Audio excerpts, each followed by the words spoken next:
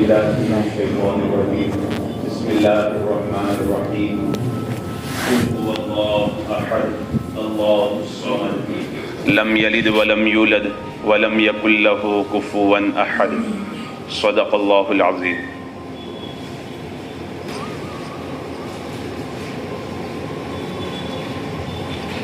یہ سورت ہے چھوٹی لیکن معنی کے اعتبار سے، مطلب کے اعتبار سے بہت بڑی ہے.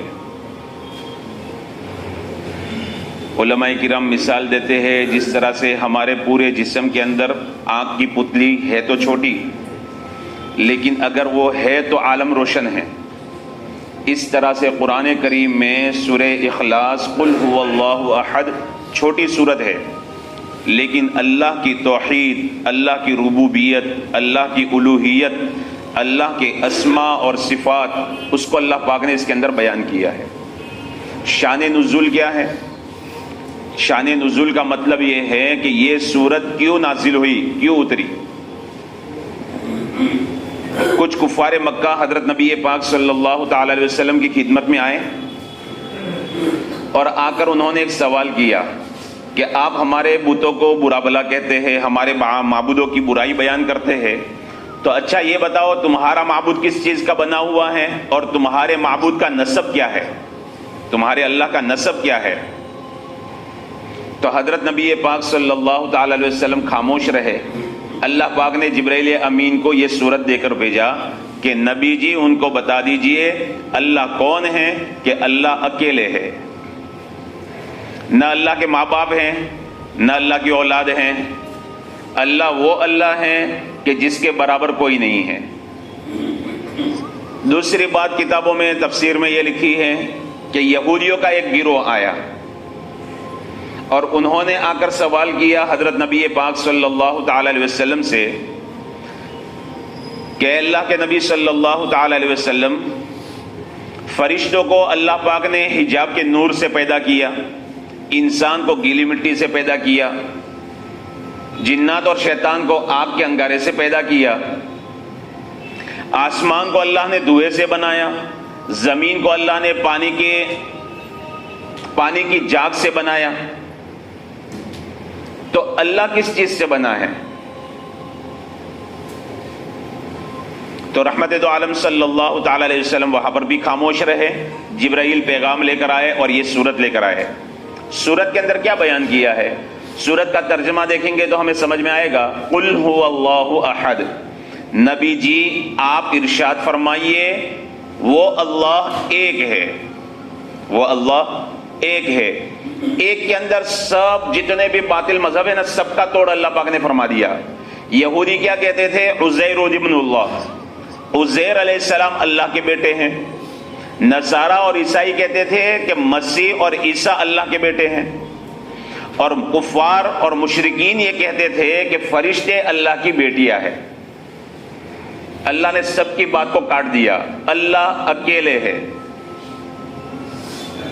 پھر حضرت نبی پاک صلی اللہ تعالی علیہ وسلم ارشاد فرماتے ہیں کہ اللہ رب العزت شکایت کرتے، شکوہ کرتے ہیں کہ آدم کا بیٹا میرے بارے میں جھوٹ بولتا ہے اور مجھ پر جھوٹی تہمت لگاتا ہے، حالانکہ اس کو یہ بات زیب نہیں دیتی. وہ کیا بات ہے کہ آدم کا بیٹا یوں کہتا ہے کہ مرنے کے بعد دوبارہ زندگی نہیں ہے، مرنے کے بعد دوبارہ زندگی نہیں ہے، پھر دوبارہ اسی ماڈل کو بنانا بڑا مشکل ہے. تو یہ میرے اوپر وہ تہمت لگاتا ہے جھوٹ کی. حالانکہ حقیقت یہ ہے، اللہ پاک فرماتے ہیں کہ میرے لیے دوسری مرتبہ بنانا پہلی مرتبہ بنانے سے زیادہ آسان ہے. یہاں تک کہ اللہ تعالیٰ نے قرآن کریم کے اندر بیان فرمایا بلا قادرین علی ان نسوی بنانا. اے نادان انسان، تو یہ سمجھتا ہے کہ تیرا رب تجھے کیسے پیدا کرے گا جبکہ تو مٹی بن گیا، ختم ہو گیا. تیرا رب وہ رب ہے کہ جو فنگر پرنٹ تجھے دیے ہیں، اللہ یہ فنگر پرنٹ تجھے واپس دے گا. اللہ کی قدرت اللہ پاک نے بیان کی ہے. تم یہ سمجھتے ہو کہ تمہاری آنکھیں کسی اور کو مل جائے گی، تمہارا دل کسی اور کو مل جائے گا، کہ خلط ملط ہو جائے گا؟ ایسا نہیں ہے. جب کوئی شکل نہیں تھی اللہ تعالیٰ نے بہترین شکل بنائی، اب تو شکل ہے، پھر بنانا بڑا آسان ہے. تو اللہ پاک نے بیان فرمایا بلا قادرین علی ان نسوی بنانا، تمہارا رب اتنا بڑا طاقت والا ہے کہ وہ تمہارے پورے بھی بنائے گا، یعنی فنگر پرنٹ بھی اللہ پاک واپس دے گا۔ تو بہرحال اللہ رب العزت نے اس میں سارے جتنے بھی غلط لوگ تھے ان کی سب کے بارے میں تردید فرمائی۔ ایک فرقہ پہلے گزرا ہے، بہت سارے فرقے گزرے ہیں، اصل میں ہمارے پاس علم نہیں ہے، اور جیسے مولانا عبد المنان صاحب نے کہا تھا ہم علماء کے پاس بیٹھتے بھی نہیں ہیں، بیٹھتے ہیں تو اپنی ہی بکواس ہوتی ہے، معاف کیجئے گا دوستو۔ حالانکہ ہمیں اللہ والے فرماتے بازار میں جاؤ تو نگاہ کی حفاظت کرو، دسترخوان پر بیٹھو تو پیٹ کی حفاظت کرو، علماء کی مجلس میں زبان کی حفاظت کرو، اور ہمارے یہاں الٹا ہو جاتا ہے۔ یہاں تک کہ جب کوئی بیان کرنے کے لیے آتے ہیں نا، یا کہیں بیان کرنے کے لیے جاتے ہیں، یا جیسے اپنے یہاں زیارت کی مجلس ہوتی ہے تو 4 بندے آ کر کہتے ہیں ذرا سنبھل گیا۔ ارے بھائی عالم کو پتا ہے کس طرح سے بات کرنا ہے، نادانی ہے، بڑی کم علمی کی بات ہے یہ۔ ٹھیک ہے کوئی نیا بندہ آیا ہے، ماحول کو نہیں جانتا کہ بھئی اپنے یہاں ماحول کیسا ہے، 1 بار 2 بار بار بار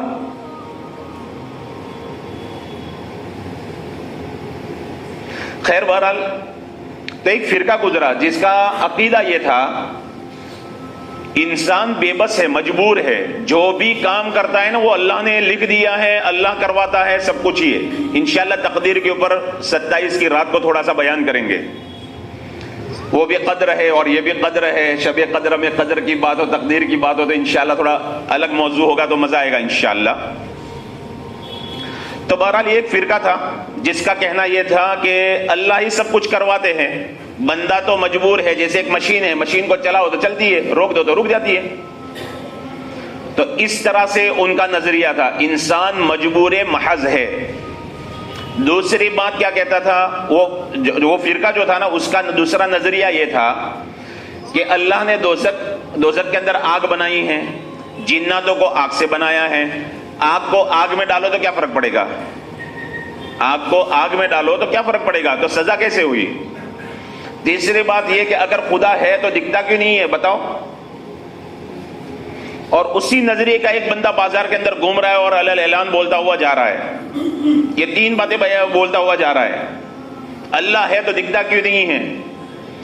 اگر اللہ نے دوزخ بنائی ہے سزا کے لیے تو جناتوں کو سزا کیسے ملے گی؟ جنات آگ سے بنے ہیں۔ اور تیسری بات یہ کہ انسان تو مجبور ہے۔ ایک ہوگا کوئی سیانہ، اس نے مٹی کا ڈھیلا لیا اور اس کو زور سے مارا یہاں پر، اب اس کے تو ہوش کھو بیٹھا، زور سے لگا تھا، روتا چلاتا ہوا بادشاہ کے پاس پہنچا شکایت لے کر، فلاں فقیر نے مجھے اس طرح سے مارا ہے۔ اور وہ جو بندہ تھا نا، جو اللہ والا، وہ فقیر ہی تھا، مانگنے کے لیے نکلا تھا اور لیکن اللہ والا تھا۔ وہاں سے آرڈر دیا گیا، حکم دیا گیا، پکڑ کر لاؤ، فقیر کو پکڑ کر لایا گیا۔ وہ اللہ کا بندہ آ کر جولا لے کر کھڑا ہے، کہا تو نے اس کو مارا؟ کہا میں نے نہیں مارا۔ کہا یہ کہہ رہا ہے نا تو نے مارا؟ وہ بندہ بھی کہنے لگا جھوٹ کیوں بولتا ہے، بڑے بازار میں تو نے مجھے مارا ہے۔ بھائی میں نے نہیں مارا، اللہ نے مارا۔ تو کہہ رہا ہے کہ انسان کچھ اپنی طرف سے نہیں کرتا، اللہ ہی کروا دے، اللہ نے مارا، میں نے تھوڑی نہ مارا ہے۔ پہلے سوال کا جواب مل گیا، اب اس کی بولتی بند ہو گئی، وہ بولے کیا بولے۔ پھر اس کے بعد دوسری بات، کہا اچھا تجھے ڈھیلا لگا؟ کہاں لگا؟ کہاں لگا؟ کہا یہاں، ذرا درد دکھا نا، جو درد ہوا ہے نا، جو دکھتا ہے وہ ذرا درد دکھا۔ تو کیسے نکال کر دکھائے گا؟ اللہ ہے اگرچہ دکھتے نہیں ہیں، دوسرا جواب دے دیا۔ تیسری بات کہا میں نے مٹی کا ڈھیلا، مٹی کو ہی مارا، انسان مٹی کا بنا ہوا ہے نا، مٹی کا ڈھیلا مٹی کو مارا تو تجھے لگا، تو اللہ رب العزت دوزخ کے اندر جناتوں کو ڈالیں گے تو ان کو سزا ہوگی۔ ایک ڈھیلے نے تینوں سوالوں کے جواب دے دیے۔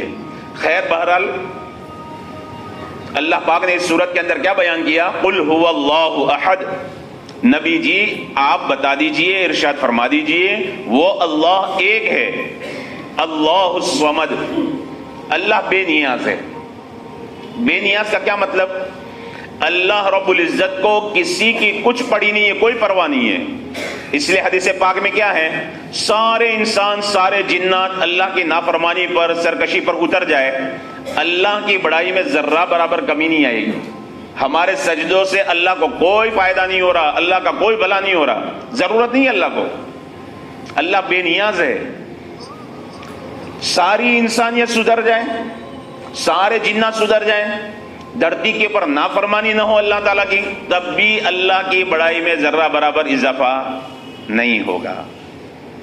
یہ ہے اللہ بے نیاز۔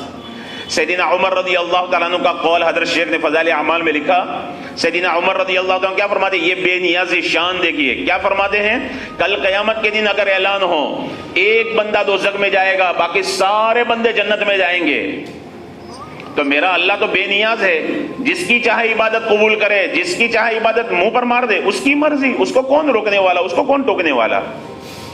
تو کہا مجھے خطرہ ہے کہ کہیں وہ جہنم میں جانے والا بندہ میں نہ ہو۔ پھر دوسری بات بیان فرماتے، اگر اللہ کی طرف سے اعلان ہو ایک بندہ جنت میں جائے گا، باقی سب جہنم میں جائیں گے، اللہ کی رحمت سے مجھے امید ہے کہ وہ جانے والا میں ہوں گا۔ حضرت نبی پاک صلی اللہ تعالی علیہ وسلم نے ارشاد فرمایا، کوئی بندہ جنت میں اللہ کی رحمت کے بغیر جا نہیں سکتا۔ عائشہ صدیقہ رضی اللہ تعالیٰ عنہ نے عرض کیا، اے اللہ کے محبوب صلی اللہ تعالی علیہ وسلم، کا کوئی بندہ اللہ کی رحمت کے بغیر جنت میں نہیں جا سکتا؟ کہا کوئی نہیں جا سکتا۔ دوسرا سوال کیا، کیا آپ بھی؟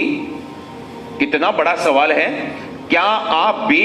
اللہ کے حبیب صلی اللہ تعالی علیہ وسلم نے ارشاد فرمایا، ہاں میں بھی، ہاں میں بھی۔ بنی اسرائیل کا ایک واقعہ اللہ کے حبیب صلی اللہ علیہ وسلم نے بیان فرمایا۔ ایک عابد تھا جس نے 500 سال تک پل جھپکنے کے برابر نافرمانی نہیں کی تھی۔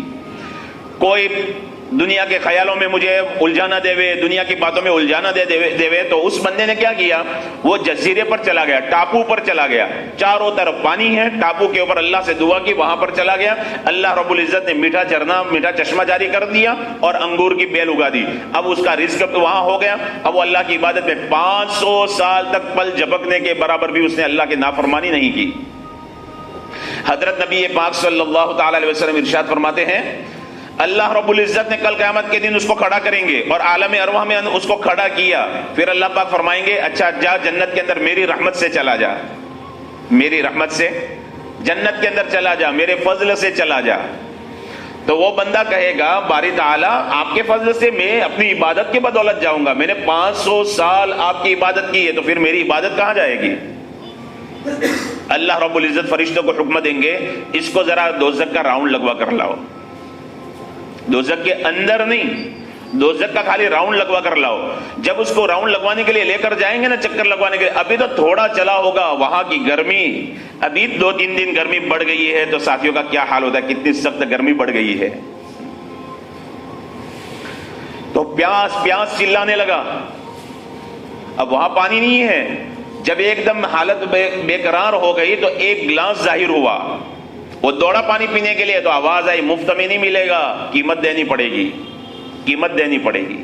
کیا قیمت؟ کا 500 سال مقبول عبادت، 500 سال مقبول عبادت دے دی، جان بچانی ہے نا، دے دی، پانی پی لیا۔ اللہ پاک نے فرشتوں کو حکم دیا واپس لے آؤ، اب واپس لے کر آئیں گے فرشتے، اللہ پاک فرمائیں گے بتا میرے بندے، سر جھک جائے گا اور یوں کہے گا، اللہ تیرے فضل کے بغیر، تیری رحمت کے بغیر کوئی جنت میں نہیں جا سکتا۔ یہ ہے اللہ الصمد، اللہ بے نیاز ہے۔ شیطان کی عبادتیں اللہ نے منہ پر مار دی، کتنی عبادتیں، 80,000 سال جس نے عبادت کی ہو اور اللہ کو ایسا خوش کیا ہو اور اللہ کو ایسا راضی کیا ہو اور اللہ کی خوشنودی کی خاطر اس نے اتنے سجدے کی ہو کہ اللہ نے اس کو بنایا تو آنکھ سے، لیکن نوریوں کا استاد بنا دیا، فرشتوں کا استاد بنا دیا۔ جبرائیل امین، میکائیل، یہ سارے کیا کہہ رہے ہیں کہ اگر ہم سے کوئی چوک ہو گئی، ہم سے کوئی غلطی ہو گئی، جیسے ہاروت ماروت کو پکڑا گیا، قرآن کریم میں اللہ پاک نے ان 2 فرشتوں کا ذکر کیا، اگر ہم سے کوئی چوک ہو گئی اور اللہ ہم سے ناراض ہو گیا تو سفارش کے طور پر کس کو آگے کریں گے؟ اس کو آگے کریں گے۔ کتنے بڑے مقام والا ہوگا، کتنا اللہ کو راضی کیا ہوگا، لیکن اللہ نے اس کی عبادتیں اس کے منہ پر مار دی۔ اللہ بے نیاز ہے، اللہ کو کسی کی پرواہ نہیں ہے، کیونکہ اللہ کی سلطنت ہمیشہ کے لیے ہے اور اللہ کی اپنی ہے۔ جہاں سلطنتوں کا معاملہ ہو کہ اوپر سے آئی ہو، آگے جانے والی ہو، تو وہاں دبنے کا مسئلہ آتا ہے، یا تو دبنے کا سوال ہی نہیں ہے۔ اسی لیے کل قیامت کے دن اللہ رب العزت جلال میں ہوں گے، ساری زمین کانپے گی اللہ کے جلال کی وجہ سے، فرشتے آسمانوں سے دھڑام سے اتر پڑیں گے اور زمین کے کنارے پکڑ لیں گے اور قل هو اللہ احد اللہ الصمد لم یلد ولم یولد پڑھنا شروع کر دیں گے۔ کافی دیر کے بعد اللہ کا جلال ٹھنڈا ہوگا اور زمین اپنی جگہ پر قائم ہوگی، آواز آئے گی لمن الملک اليوم، زمین کے ٹکڑوں کے نشوں میں تم نے کیا سے کیا کر دیا، اب بتاؤ زمین کے ٹکڑے کس کے ہیں، زمین کی بادشاہت کس کی ہے؟ تم نے اللہ کو للکار دیا تھا ان زمین کے ٹکڑوں کی خاطر، میں نے وقتی طور پر تم کو مالک بنایا تو تم نے کیا سے کیا کر دیا۔ 1000 سال تک لاشیں ہی لاشیں ہوگی، کوئی بولنے والا نہیں ہوگا، کوئی جواب دینے والا نہیں ہوگا۔ جبرائیل بھی موت کے گھاٹ اتر گیا، میکائیل بھی اتر گیا، اسرافیل بھی اتر گیا، سارے فرشتے اتر گئے، کوئی نہیں ہے، اللہ ہے اور اس کے علاوہ کوئی نہیں ہے۔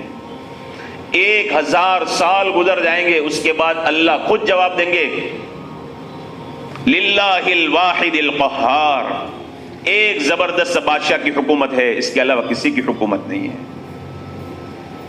اللہ الصمد، اللہ بے نیاز ہے۔ نوازے پر آئے، حضرت ابو بردہ رضی اللہ عنہ ایک صحابی ہے، چھوٹی سی عمر کے تھے، قربانی کے فضائل سنے، اللہ کے محبوب نے قربانی کے فضائل بیان کیے، شوق پیدا ہوا تو صبح ابھی عید کی نماز نہیں پڑھی، گھر والوں کو کہا جلدی سے بکری لاؤ، بسم اللہ اللہ اکبر، اور کہا جلدی گوشت بھونو اور مجھے کھا کر پھر عید کی نماز پڑھنے کے لیے جانا ہے۔ حالانکہ مسئلہ ہم جانتے ہیں نا، عید کی نماز کے بعد قربانی کی جا سکتی ہے، اس سے پہلے قربانی نہیں ہو سکتی۔ یہ مسئلہ وہاں ہے جہاں پر عید کی نماز ہے، شہر والوں کے اوپر عید کی نماز واجب ہے تو ان کے لیے مسئلہ ہے، دیہاتوں کے لیے نہیں ہے، دیہات والوں کے اوپر نماز واجب نہیں ہے، وہ پڑھ لیتے ہیں، وہ بات الگ ہے، وہاں صبح صادق ہو گئی اس کے بعد قربانی ہو سکتی ہے۔ تو خیر بہرحال گوشت کھا کر چلے آقا صلی اللہ تعالی علیہ وسلم کے پیچھے نماز پڑھنے کے لیے۔ اب وہاں پر پہنچے اور پورا ماجرا بیان کیا، پیارے آقا اس طرح سے کر کے آیا ہوں، اللہ کے حبیب صلی اللہ علیہ وسلم نے فرمایا شاتک شات اللحم، تیری بکری تو گوشت کی بکری ہے، قربانی کی نہیں ہے۔ رونے لگے، اے میرے محبوب اب میرے پاس دوسری بکری نہیں جو ذبح کر سکوں، قربانی کر سکوں، اور میرے پاس اتنے پیسے بھی نہیں کہ دوسری خرید کر قربانی کر سکوں۔ رونے لگے۔ اللہ کے محبوب صلی اللہ تعالی علیہ وسلم نے فرمایا میرے صحابی مسئلہ جاننے کی ضرورت تھی، قربانی کب کی جاتی ہے؟ اچانک وہ کہنے لگے پیارے آقا میرے گھر میں 6 مہینے کا بکری کا بچہ ہے۔ اللہ کے حبیب نے فرمایا جا اس کو ذبح کر دے، یہ تیرے لیے صرف ہے، کسی اور کے لیے نہیں ہے، تیرے لیے، اللہ پاک قبول کر لے گا۔ قبول کرنے پر آتا ہے میرا اللہ تو اس طرح سے قبول کرتا ہے کہ اصول ایک طرف، اور جب منہ پر مارنے پر آتا ہے تو 80,000 سال کی عبادت منہ پر مار دی جاتی ہے۔ حدیث پاک میں رحمت دو عالم صلی اللہ تعالی علیہ وسلم فرماتے ہیں آسمان میں ایک بالشت کے برابر ایسی کوئی جگہ نہیں، 7 آسمان میں، حالانکہ دنیا سے آسمان بہت بڑے ہیں، ایک بالشت کے برابر جگہ نہیں جہاں پر شیطان نے اللہ کے سامنے سجدہ نہ کیا ہو۔ کتنی عبادت کی ہوگی اللہ کی، منہ پر مار دی گئی۔ اللہ الصمد، اللہ بے نیاز ہے، لم یلد، اللہ کی کوئی اولاد نہیں ہے، اللہ کی کوئی اولاد نہیں ہے، ولم یولد، اللہ کے ماں باپ بھی نہیں ہیں، اللہ اللہ ہے۔ ایک دہری آیا، ناستک آیا، آ کر سوال کرنے لگا اللہ سے اوپر کوئی نہیں ہے، اللہ سے اوپر کوئی نہیں ہے، کیسے سمجھ میں نہیں آ رہا۔ تو جو اللہ والے تھے نا اس کو اس کی زبان کے اندر سمجھایا کہ اچھا ایک کام کر، 10 سے اوپر کیا ہے؟ کہا 9 سے اوپر 8 7 6 5 4 3 2 1، اب ایک کے بعد اوپر بول، کہا کچھ بھی نہیں ہے، کہا اللہ کے اوپر بھی کچھ نہیں ہے، اللہ کے اوپر بھی کچھ نہیں ہے، اللہ اللہ ہے، هو الاول والآخر والظاہر والباطن، اللہ سب سے پہلے، اللہ سے آگے کوئی نہیں، اور اللہ کی ابتدا بھی کوئی نہیں، اللہ سب سے اخیر میں، انتہا بھی کوئی نہیں، اللہ اللہ ہے۔ اللہ کے بارے میں ہم تصور بھی نہیں کر سکتے۔ تو پھر اللہ کے حبیب صلی اللہ علیہ وسلم والی وہ حدیث کہ انسان میری بات کو جھٹلاتا ہے، مجھ پر تہمت لگاتا ہے۔ دوسری شکایت جو اللہ پاک نے فرمائی کہ انسان کیا کہتا ہے؟ انسان مجھ پر تہمت لگاتا ہے۔ کس بات کی تہمت لگاتا ہے؟ انسان مجھے گالی دیتا ہے، گالی اس طرح سے دیتا ہے کہ یہودی کہتے ہیں عزیر اللہ کا بیٹا ہے، یہودی کہتے ہیں عیسیٰ اللہ کا بیٹا ہے، مشرکین کہتے ہیں فرشتے اللہ کی بیٹیاں ہیں۔ یہ ایسا ہے، ہم سمجھ یہ گالی کیسے، لیکن اس کا مطلب یہ ہوا، اس کو دوسرے انداز میں سمجھے علماء سمجھاتے ہیں، ہمارا اپنا بیٹا ہے، ہمارا اپنا خون ہے، اور کوئی یہ کہے کہ یہ تمہارا نہیں لگ رہا، کیا مطلب ہوا؟ مطلب کیا ہوا؟ کہاں سے کہاں معاملہ پہنچ جاتا ہے اس جملے کے اندر۔ اس طرح سے اللہ کے اوپر تہمت لگائی جا رہی ہے، تو اللہ پاک نے اس کے اوپر بھی شکوہ کیا کہ انسان کو یہ مناسب نہیں ہے، لیکن پھر بھی وہ اس طرح کی باتیں کرتا ہے۔ اللہ کی اولاد بھی نہیں ہے، اور اللہ رب العزت کے ماں باپ بھی نہیں ہے، اللہ اللہ ہے۔ وَلَمْ يَكُنْ لَهُ كُفُوًا أَحَدٌ، اللہ کی ہمسری کرنے والا، برابری کرنے والا کوئی نہیں ہے۔ اللہ کا کوئی مشیر نہیں ہے۔ دنیا میں بادشاہوں کو چلانے کے لیے مشیروں کی ضرورت پڑتی ہے، مشورہ دینے والوں کی ضرورت پڑتی ہے، وزیروں کی ضرورت پڑتی ہے۔ اللہ کا کوئی مشیر نہیں ہے، اللہ کا کوئی وزیر نہیں ہے، اللہ کا کوئی شریک نہیں ہے۔ اللہ اللہ ہے، اللہ کسی سے دبتا نہیں ہے۔ یا من لا تراہ العیون، حضرت نبی پاک صلی اللہ علیہ وسلم نے ایک صحابی کو دعا مانگتے ہوئے دیکھا، اور اس کے اندر یہ جملے کہہ رہے، یا من لا تراہ العیون ولا تخالطه الظنون ولا يصفه الواصفون ولا تغیر الحوادث۔ عجیب عجیب جملے استعمال کیے۔ اے وہ ذات جس کو آنکھیں دیکھ نہیں سکتی، اے وہ ذات جو زمانے سے دبتا نہیں ہے، ڈرتا نہیں ہے، اے وہ ذات جس کو زمانہ بدل نہیں سکتا۔ اللہ اللہ ہے، سارا زمانہ اللہ کے ہاتھ میں ہے۔ اس لیے حدیث پاک میں ہے، رحمت دو عالم صلی اللہ تعالی علیہ وسلم ارشاد فرماتے ہیں، زمانے کو گالیاں نہ دو، آج کا دور تو بہت بدترین دور ہے، آج کے دور کے انسان بگڑ گئے ہیں۔ دور تو اللہ رب العزت چلا رہے، سارا زمانہ اللہ چلا رہے، دن رات کا نظام اللہ چلا رہے، تو دور کو گالی نہ دو، دور کو گالی نہ دو۔ اس لیے اللہ والے فرماتے ہیں، جس بندے کی زبان پر یوں ارے لوگ بگڑ گئے، لوگوں کا یہ حال ہو گیا، یہ سمجھ لو سب سے بڑا ہلاک ہونے والا وہ ہے۔ یعنی اس کا مطلب یہ ہوا کہ وہ اپنے آپ کو بڑا پاک سمجھ رہا ہے، بڑا دیندار سمجھ رہا ہے، دوسروں کو ہی قصوروار سمجھ رہا ہے۔ حالانکہ دھیان اپنی ذات کی طرف جانا چاہیے، دھیان اپنی ذات کی طرف جانا چاہیے۔ میری وجہ سے یہ حالات آ رہے ہیں، میرے گناہوں کی وجہ سے اللہ ناراض ہو گیا ہے، میرے گناہوں کی وجہ سے۔ اور اللہ والوں نے کیسی بہترین مثال دے کر سمجھایا۔ اللہ والے مثال دیتے، جسم پورا کا پورا ایک ہے، کہنے کو ہاتھ الگ ہے، پیر الگ ہے، کہنے کو الگ ہے، لیکن وہ جڑے ہوئے پورا جسم ہے۔ اگر ہاتھ کٹا ہوا تو آدمی کیا کہے گا؟ اس کا پورا جسم پورا نہیں ہے، ادھورا ہے، پیر نہیں ہے، ادھورا ہے، پورا جسم۔ تو پوری انسانیت ایک جسم کے مانند ہے۔ آقا صلی اللہ علیہ وسلم کا فرمان ہے، پوری انسانیت، پورے ایمان والے ایک جسم کے مانند ہیں۔ اب اللہ رب العزت نے جیسے آدمی کیچڑ کے اندر چلا، بارش کے موسم میں پیر پھسل گیا، ہاتھ ٹوٹ گیا، کوئی یہ نہیں کہتا کہ پیر نے غلطی کی تھی، ہاتھ کیوں ٹوٹا۔ یہی معاملہ دوستو ہے، ہم گناہ کرتے ہیں، کوئی اور امت مار کھاتی ہے، ہم سمجھتے ان کے گناہوں کی وجہ سے وہ مار کھا رہے، نہیں دوستو، گناہ ہم نے کیے، رب نے ہمیں پیر کی جگہ بنا دیا اور ان کو ہاتھ کی جگہ بنا دیا۔ اللہ یہ بھی کر سکتا تھا کہ ان کو پیر کی جگہ بنا دیتا اور ہمیں ہاتھ کی جگہ بنا دیتا۔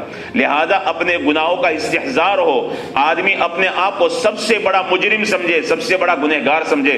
کاتب صلاح الدین سیفی دامت برکاتہم فرماتے ہیں، لوگ نعرے لگاتے ہو تمہارے نام کے اور لوگ تمہاری تعریفوں کے گن گاتے ہو، تب بھی کبھی ان کی باتوں میں آ کر پھول نہ جانا، بلکہ اپنے اندر جھانک کر دیکھنا کہ تم نے کیا کیا پاپ کیے ہیں۔ اگر ایک گناہ اللہ مجمع کے سامنے کھول دے تو جو عقیدت میں جو لوگ نعرے لگا رہے ہیں وہ نفرت سے دور بھاگ جائے۔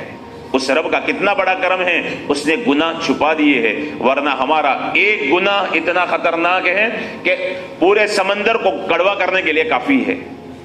اس رب کا بڑا کرم ہے۔ تو اللہ رب العزت نے یہ سورت نازل فرمائی، اس وقت نازل فرمائی جب یہودیوں نے سوال کیا یا مشرکین مکہ نے سوال کیا۔ بہرحال اللہ پاک نے اپنی بات بیان فرمائی، اپنی صفات بیان فرمائی، کیسی پیاری صفات بیان فرمائی۔ اللہ ایک ہے، بے نیاز ہیں، نہ اس کی اولاد ہے، نہ اس کے ماں باپ ہیں، اور اس کے برابر کا کوئی نہیں ہے۔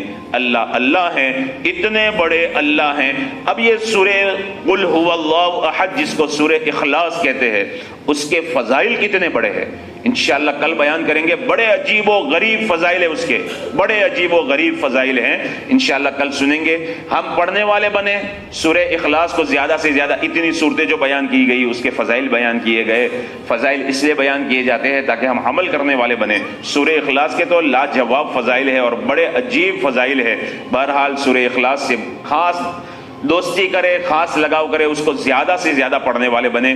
ایک صحابی رضی اللہ تعالیٰ عنہ تھے، اللہ کے حبیب صلی اللہ علیہ وسلم نے ایک جماعت کو روانہ کیا، اس میں ان کو امیر بنایا، نماز پڑھاتے۔ جب بھی نماز پڑھاتے تو ان کی پہلی رکعت میں بھی سورہ اخلاص ہوتی، دوسری رکعت میں بھی سورہ اخلاص ہوتی۔ تو جب وہ قافلہ واپس آ گیا، وہ جماعت واپس آ گئی، اللہ کے حبیب صلی اللہ علیہ وسلم کی خدمت میں پوری کارگزاری سنائی. کارگزاری سنانے کے بعد یہ بات بیان کی، پیارے آقا آپ نے جن کو ہمارے اوپر امیر بنایا تھا، ہمارے امیر صاحب کا حال یہ تھا جب بھی وہ ہمیں نماز پڑھاتے تھے سورہ اخلاص ہی پڑھاتے تھے، اس کے علاوہ کوئی سورت نہیں پڑھتے تھے. اللہ کے حبیب صلی اللہ علیہ وسلم نے فرمایا ان کو جا کر پوچھو کہ کیوں اس طرح سے کرتے تھے. جب جا کر پوچھا گیا ان کا جواب اللہ کے حبیب صلی اللہ علیہ وسلم کی خدمت میں بیان کیا گیا. پیارے آقا وہ ہمارے امیر یوں کہتے مجھے اس صورت سے بے پناہ محبت ہے، اس لیے کہ اس کے اندر اللہ رب العزت کی صفتیں بیان کی گئی ہے. اللہ کے حبیب صلی اللہ علیہ وسلم نے فرمایا جا کر اس کو خوشخبری سنا دو، اللہ تجھ سے بھی محبت کرتا ہے اور اللہ نے تیرے اوپر جنت واجب کر دی. سورہ اخلاص کے قل هو اللہ احد کے فضائل بہت سارے ہیں.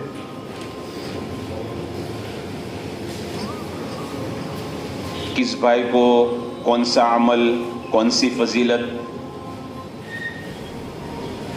اس کے حساب سے سیٹ ہو جائے اور اس کو عمل کرنا آسان ہو جائے، اس کی ضرورت ہو، اس وجہ سے سوچا کہ کچھ جو فضائل ہے اس کو لکھ دیے جائے تاکہ کوئی فضیلت چھوٹ نہ جائے. ایسے بھی بہت سارے ہیں انشاءاللہ. اب تو کل تو جمعرات ہے، مرکز کا دن ہے، پھر جمعہ ہے، پھر انشاءاللہ سنجر کو کچھ اور باتیں ہمارے سامنے آئے گی. حضرت نبی پاک صلی اللہ تعالی علیہ وسلم ہجرت فرما کر مدینہ منورہ تشریف لے گئے تو رحمت دو عالم صلی اللہ تعالی علیہ وسلم نے عمرو بن عوف قبیلے کے اندر 14 دن آرام کیا اور وہاں پر قیام کیا. جب آقا صلی اللہ تعالی علیہ وسلم وہاں پر قیام کیے ہوئے تھے، بڑی خدمت کی صحابہ کرام نے، جی جان سے خدمت کی. لیکن ایک صحابی رضی اللہ تعالیٰ عنہ ہیں جن کا نام ہے کلثوم بن حدم رضی اللہ تعالیٰ عنہ. آقا صلی اللہ تعالیٰ علیہ وسلم کے چہرے انور کو دیکھ کر وہ بار بار پریشان ہوتے تھے کہ ایسا لگ رہا ہے کہ میرے محبوب نبی کسی وجہ سے پریشان ہیں. آقا صلی اللہ تعالیٰ علیہ وسلم کی خدمت میں حاضر ہوئے اور عرض کیا کہ اللہ کے حبیب صلی اللہ تعالیٰ علیہ وسلم ہم ہماری حیثیت کے مطابق آپ کی پوری خدمت کر رہے ہیں، کیا کوئی ایسی بات ہے جو آپ کے مزاج سے ہٹ کر ہو جس کی وجہ سے آپ کو پریشانی ہو رہی ہو؟ آپ ہمیں بتائیں، ہم ہماری ہمت کے مطابق اس کو پورا کرنے کی کوشش کریں گے. حضرت نبی پاک صلی اللہ تعالی علیہ وسلم نے ارشاد فرمایا اجتماعی طور پر نماز پڑھنے کا کوئی انتظام نہیں ہے، اس وجہ سے میں پریشان ہوں. تو حضرت کلثوم بن حدم رضی اللہ تعالیٰ عنہ نے عرض کیا اے اللہ کے حبیب صلی اللہ تعالیٰ علیہ وسلم یہ جو زمین ہے نا یہ میری ہے، میں اکیلا اس کا مالک ہوں، اس میں کوئی اور پارٹنر اور شریک نہیں ہے. آپ جتنا رقبہ بتا دیں، جتنا ایریا بتا دیں وہ مسجد کے لیے مختص کر دیتے ہیں اور خاص کر دیتے ہیں. حضرت نبی پاک صلی اللہ تعالیٰ علیہ وسلم نے فرمایا قیمت کیا لوگے؟ کہ اللہ کے حبیب صلی اللہ تعالیٰ علیہ وسلم میرے اللہ نے مجھے زمین بہت دی ہے، اس لیے میں اس کی قیمت لینا نہیں چاہتا. جبرائیل امین آئے، جبرائیل امین نے بتایا کہ اس طرح سے آپ نشان لگائے. حضرت نبی پاک صلی اللہ تعالی علیہ وسلم نے مسجد کا نشان لگایا. 14 دن آقا نے وہاں پر قیام فرمایا ہے. 2-3 دن کے بعد کم سے کم یہ معاملہ بنا ہوگا، لیکن اللہ کے حبیب صلی اللہ تعالی علیہ وسلم کی موجودگی میں مسجد تعمیر ہو گئی. اس مسجد کو مسجد قباء کہتے ہیں. یہ وہ مسجد قباء ہے جس کو اس طرح سے بنایا گیا. قرآن کریم میں اللہ پاک نے مسجد قباء کی تعریف فرمائی لَمَسْجِدٌ أُسِّسَ عَلَى التَّقْوَى مِنْ أَوَّلِ يَوْمٍ أَحَقُّ أَن تَقُومَ فِيهِ. نبی جی عبادت کے لیے، کھڑے ہونے کے لیے، اللہ کا ذکر کرنے کے لیے بہترین مسجد جو ہے نا وہ مسجد قباء ہے، جس کی ابتدا ہی پہلا دن ہی تقوی کے اوپر ہے، بنیاد ہی تقوی پر رکھی گئی. بہرحال مسجد قباء کی اللہ نے تعریف کی، مسجد قباء کے نمازیوں کی بھی اللہ نے قرآن کریم میں تعریف فرمائی. تعریف کیوں فرمائی؟ آج وہ رواج ہمارے اندر سے ختم ہو گیا، حالانکہ وہ رواج نہیں ہے.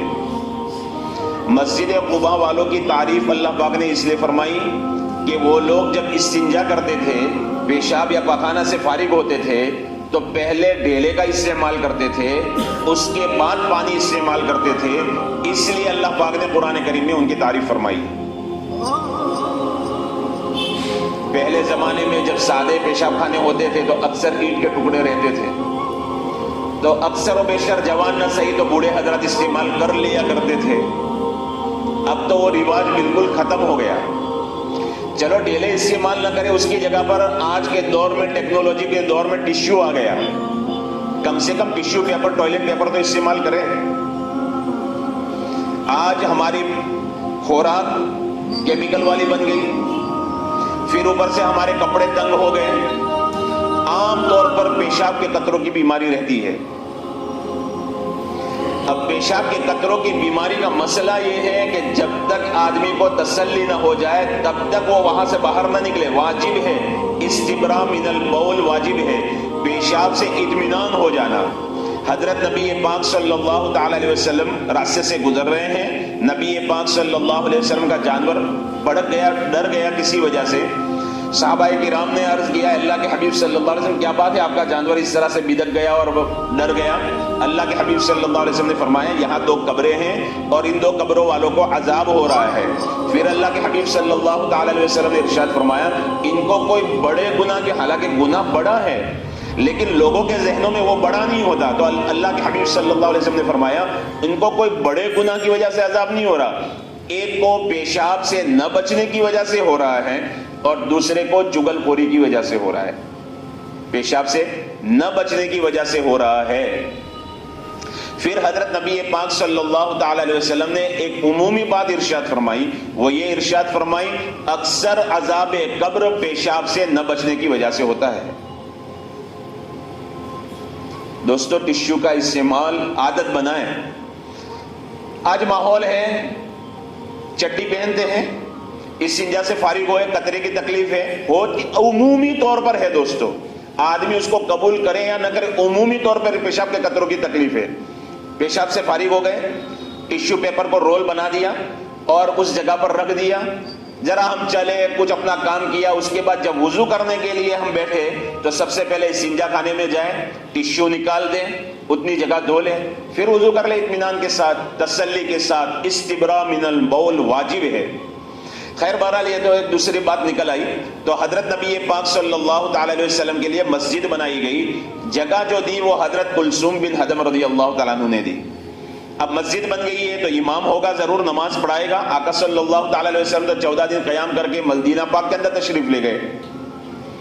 تو حضرت کلثوم بن حدم رضی اللہ تعالیٰ عنہ بھی امامت کرواتے تھے، لیکن ان کا معاملہ کیا تھا؟ وہ جب بھی امامت کرواتے تھے تو سورہ فاتحہ کے بعد قل هو اللہ احد پڑھتے تھے، اس کے بعد کوئی اور سورت پڑھتے تھے. چند دنوں تک ساتھیوں نے دیکھا، صحابہ کرام نے دیکھا ان کا طرز نہیں بدل رہا ہے، تو پھر انہوں نے حضرت کلثوم رضی اللہ تعالیٰ عنہ سے عرض کیا بھائی آپ جو اس طرح سے پڑھتے ہیں نا، یہ تو ہمارے لیے مشقت کی چیز ہے، بار بار آپ سورہ اخلاص پڑھتے ہیں، ہر بار سورہ اخلاص اور پھر اس کے بعد کوئی سورت پڑھتے ہیں. تو انہوں نے ایک فیصلہ سنا دیا بھائی تم کو پسند ہو تو میں امامت کرواؤں گا، ورنہ امامت نہیں کرواتا، لیکن اگر میں امامت کرواؤں گا تو میں تو اسی طرز پر چلوں گا. یعنی سورہ فاتحہ کے بعد سورہ اخلاص تو قل هو اللہ احد تو ضرور پڑھوں گا، اس کے بعد کوئی اور سورت پڑھوں گا. اب دیکھا یہ مسئلہ حل نہیں ہو رہا تو صحابہ کرام مدینہ پاک میں حضرت نبی پاک صلی اللہ تعالی علیہ وسلم کی خدمت میں پہنچے اور پوری بات رکھی. پیارے آقا جس کو آپ نے امام بنایا بڑا بھلا نیک بندہ ہے، متقی بندہ ہے، لیکن یہ کام کرتا ہے. اللہ کے حبیب صلی اللہ علیہ وسلم نے ان کو بلایا، کہا بھائی کلثوم تمہاری اس طرح سے شکایت پہنچی ہے، کیا مسئلہ ہے؟ تو انہوں نے ایک بات کہی، اے اللہ کے حبیب صلی اللہ تعالی علیہ وسلم فیہ صفت الرحمن، سورہ اخلاص میں رحمان کی صفتیں بیان کی گئی، اللہ کی صفتیں بیان کی گئی، اس لیے مجھے اس سورت سے بے پناہ محبت ہے. اللہ کے حبیب صلی اللہ علیہ وسلم نے فرمایا تیرے لیے جنت واجب ہو گئی تیرے لیے. اس کا مطلب یہ نہیں ہے امام صاحب شروع کر دے ہوئے، یہ سب کے لیے مسئلہ نہیں ہے. جیسے کل بتایا نا حضرت ابو بردہ رضی اللہ تعالیٰ کا مسئلہ، بکری ذبح کر لی جلدی جلدی میں اور گوشت کھا کر عید کی نماز پڑھنے کے لیے گئے، رونے لگے پیارے آقا اب تو میرے پاس کچھ نہیں. تو آقا نے کیا فرمایا؟ وہ 6 مہینے کا بچہ ہے نا اس کو ذبح کر سکتے ہو، لیکن وہ تمہارے لیے صرف. تو خیر بہرحال یہ ایک فضیلت ہے، پڑھنے کی عادت ڈالنی چاہیے. اپنے نفل نمازوں میں سنتوں میں کوشش کرنی چاہیے ایک نہ ایک رکعت کے اندر سورہ اخلاص ضرور آئے، اس کی عادت ڈالنی چاہیے. پھر دوسرے ایک واقعہ لکھا ہے، حضرت نبی پاک صلی اللہ تعالی علیہ وسلم غزوہ تبوک میں تشریف لے گئے تھے. یہ آپ صلی اللہ علیہ وسلم کا آخری غزوہ تھا، بہت لمبا سفر بھی تھا. حضرت شیخ نے تفصیل سے فضائل اعمال میں لکھا ہے رحمت دو عالم صلی اللہ تعالی علیہ وسلم تبوک میں تھے، دیکھا ایک دن سورج نکلا تو اس کی روشنی عجیب ہے، اس کی کرنیں عجیب ہیں، اس کا نور بڑا عجیب ہے۔ صحابہ کرام بھی تعجب میں، حضرت نبی پاک صلی اللہ تعالی علیہ وسلم بھی تعجب میں۔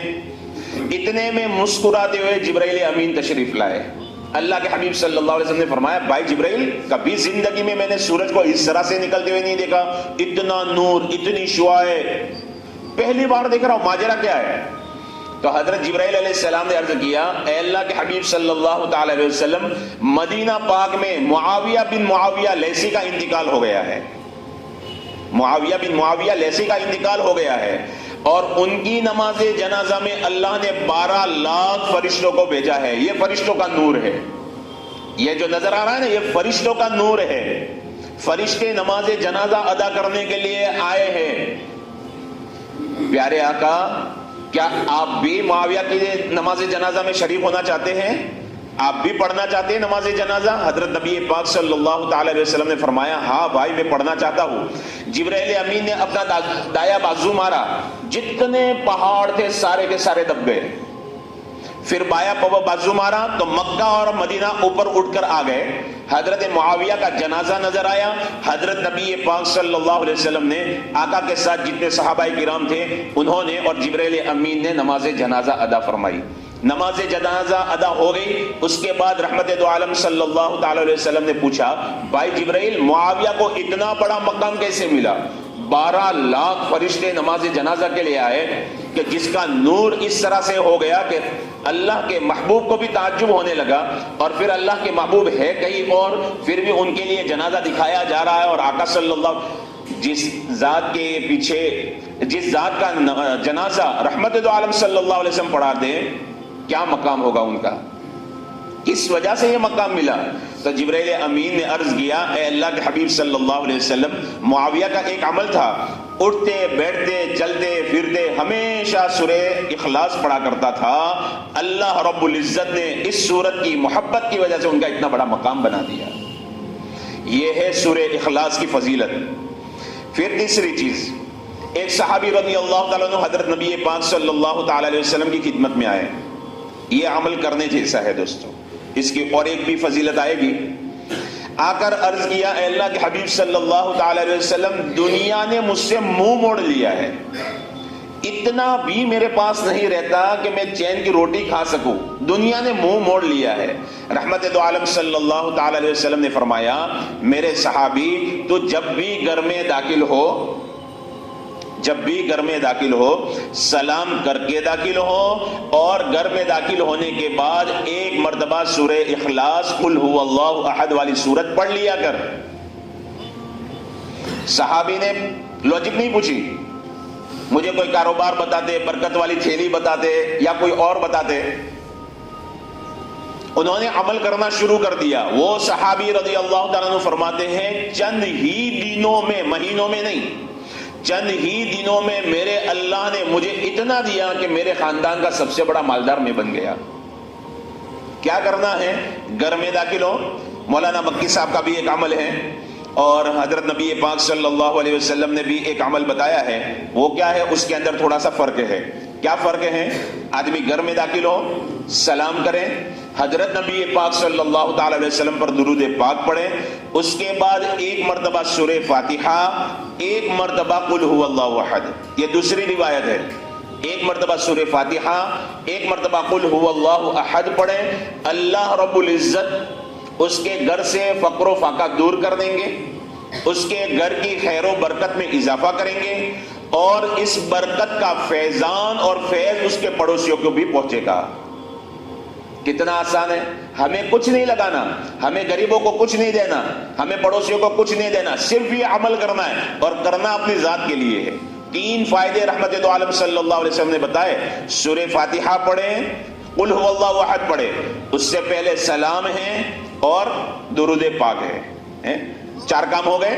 گھر میں داخل ہو رہے، سلام کریں گے، درود پاک پڑھیں گے، سورہ فاتحہ پڑھیں گے، قل هو اللہ احد پڑھیں گے۔ اللہ رب العزت اس کی برکت سے 3 فائدے ہمیں دیں گے۔ فقر و فاقہ ہمارے گھر سے دور ہو جائے گا، ہمارے خیر اور جو ہمارے گھر کے اندر برکت ہے اللہ اس میں اضافہ کرے گا، اور اس کا فائدہ پڑوسیوں کو بھی پہنچے گا۔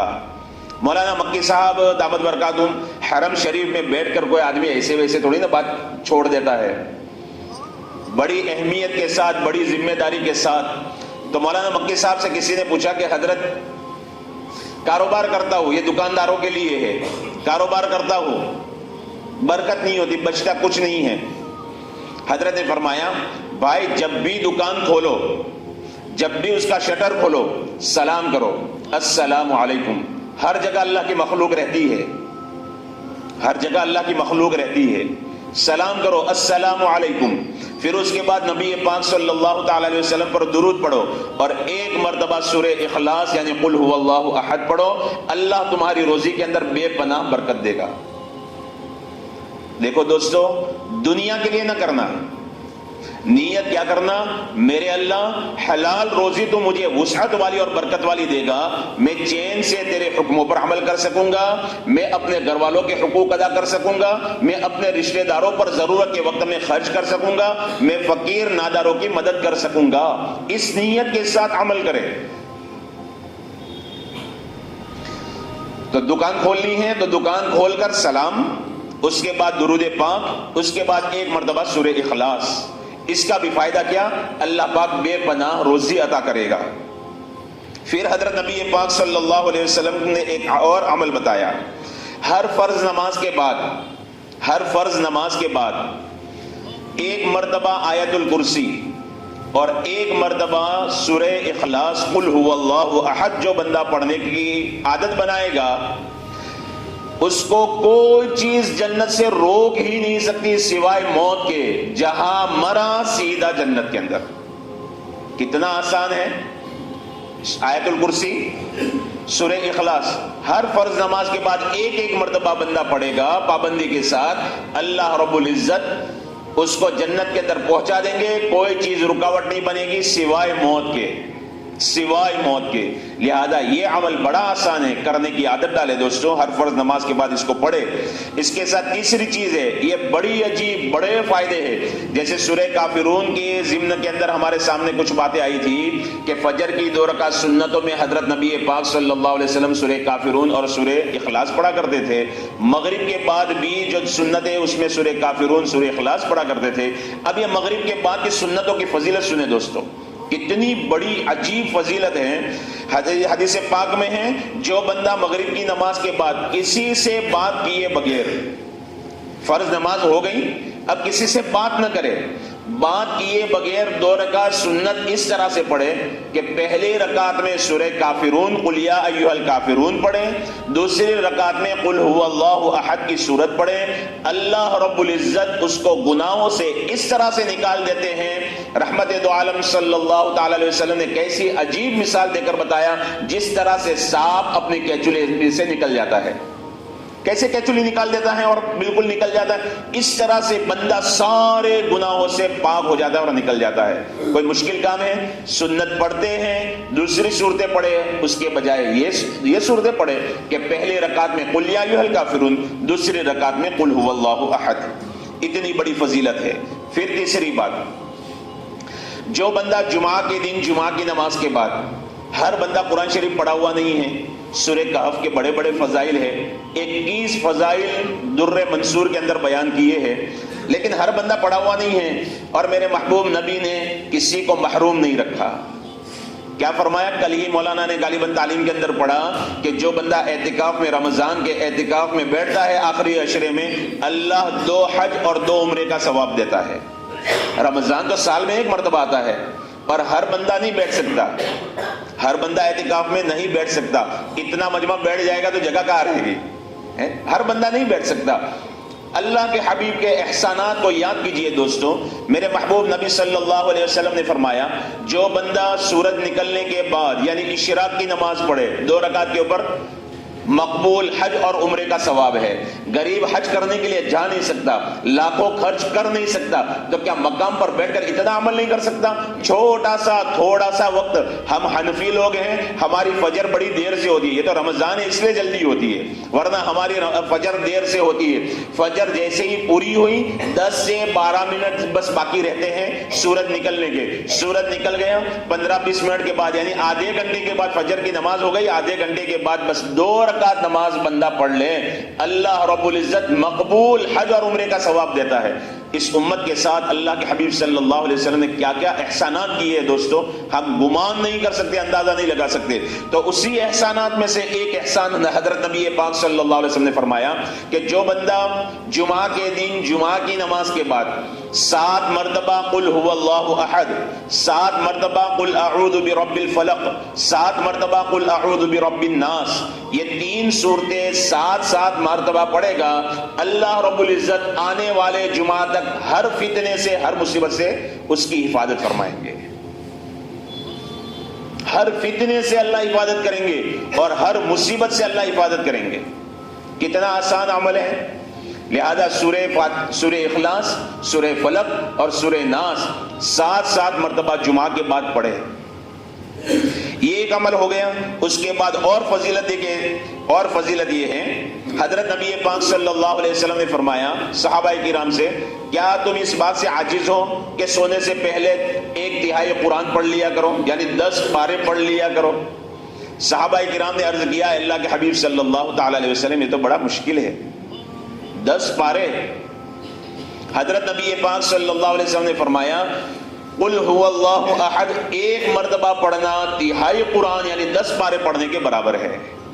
1 مرتبہ قل هو اللہ احد، تو سوتے وقت ہمیں 1 منٹ میں آرام سے اطمینان سے بھی پڑھیں نا تو 3 مرتبہ ہم پڑھ سکتے ہیں۔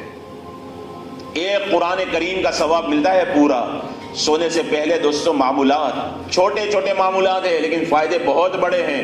تو حضرت نبی پاک صلی اللہ علیہ وسلم نے اس کی فضیلت بتائی۔ صحابہ کرام کسی کام سے جا رہے تھے، آقا نے فرمایا ادھر آؤ ادھر آؤ، سب جمع ہو جاؤ، جمع ہو گئے۔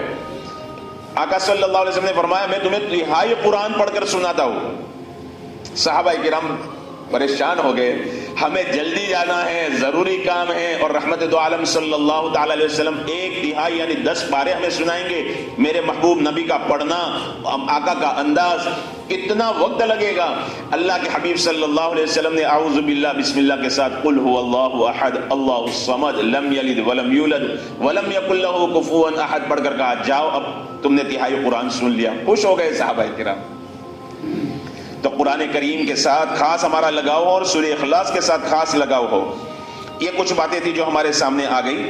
بہرحال ہمیں سورہ اخلاص کی فضیلتوں کو سمجھنا ہے۔ پھر 10 بار پڑھنے پر کیا دیتا ہے، 15 بار پڑھنے پر کیا دیتا ہے، 20 مرتبہ پڑھیں گے تو اللہ کیا دیتا ہے، 30 بار پڑھیں گے اللہ کیا دیتا ہے، 50 بار کا بھی روایتوں میں، اور 200 مرتبہ پڑھنے پر، اور آخری روایت جو ہے نا وہ 1000 مرتبہ پڑھنے پر اللہ کیا دیتا ہے۔